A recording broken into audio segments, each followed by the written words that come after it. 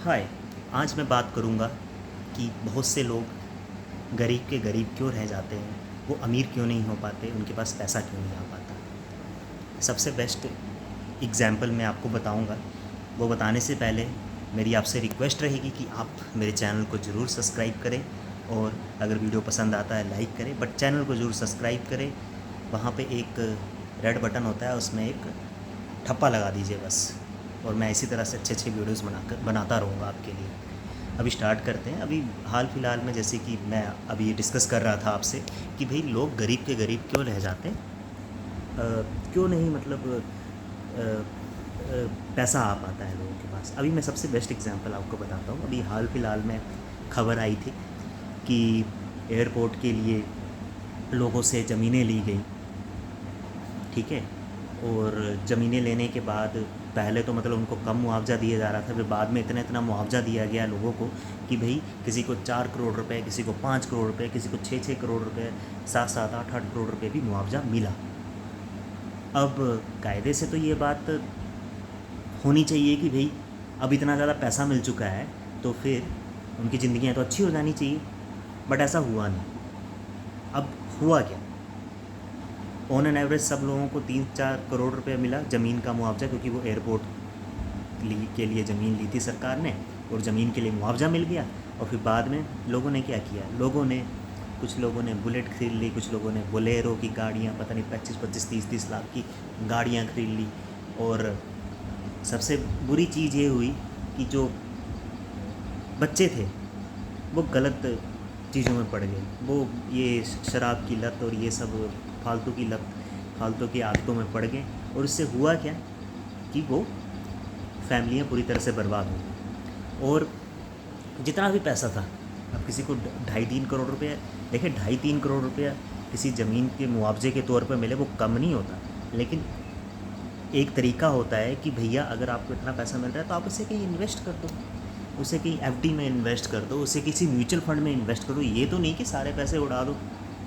लेकिन लोगों ने यही किया, उन्होंने सारे पैसे उड़ा दिए, बच्चे नशे में हो गए और फिर बाद में वो पैसा भी पूरी तरह से बहुत से लोगों का बर्बाद हो गया, लोगों का वेल्थ क्रिएशन हो ही नहीं पाया।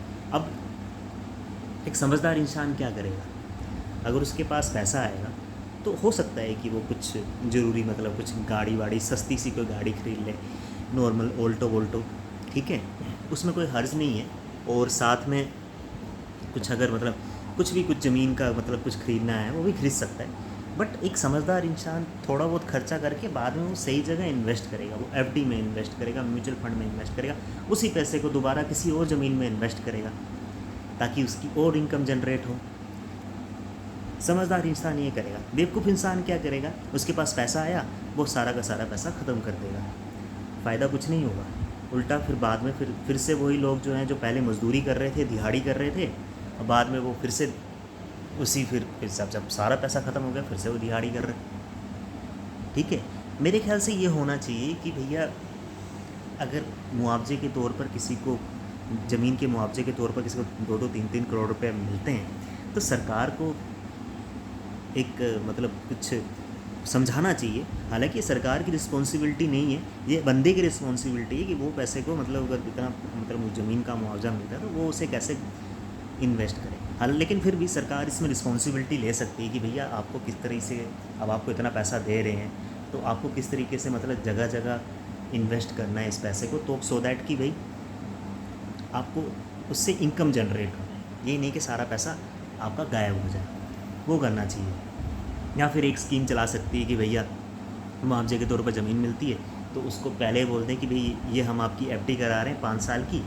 5 या 10 साल से पहले आप इससे पैसा नहीं निकाल सकते। या फिर उनको स्कीम्स के बारे में बताएं कि आप इस एफडी में पैसा लगा सकते हो, यहाँ एफडी या फिर म्यूचुअल फंड में इन्वेस्ट कर सकते हो, ये चीज़ कर सकती है सो दैट लोगों के पैसे बर्बाद ना हो। तो इससे क्या सीख मिलती है कि एक बेवकूफ़ इंसान के पास अगर पैसा आ भी जाए तो पैसा उसके पास टिक नहीं पाएगा, वो सारा का सारा पैसा उसका उड़ जाएगा। ठीक है, बेवकूफ़ इंसान ये करेगा। तो अगर उसकी लॉटरी भी लग जाती है 10 करोड़ रुपए की भी ना, वो सारा पैसा उड़ा देगा बेवकूफ़ इंसान जो होगा। लेकिन जो समझदार इंसान होगा, अगर उसकी लॉटरी लगती है या फिर मुआवजे के तौर पर सरकार से किसी भी सड़क के लिए मुआवजे के तौर पर मतलब उसने ज़मीन दी है और उसका पैसा उसको मिला है, तो वो सही सही जगह उसे इन्वेस्ट करेगा। समझदार इंसान यही करेगा। आप क्या करेंगे कमेंट सेक्शन में ज़रूर लिखिएगा। और हाँ, मेरे चैनल को ज़रूर सब्सक्राइब करें और वीडियो को लाइक करें। और अगर कोई कुछ सजेशन है कि मैं किस तरह की वीडियोस बनाऊं, तो ज़रूर आप कमेंट सेक्शन में लिख सकते हैं। और हाँ, रेड बटन है सब्सक्राइब का, उसे ज़रूर दबाएं। धन्यवाद।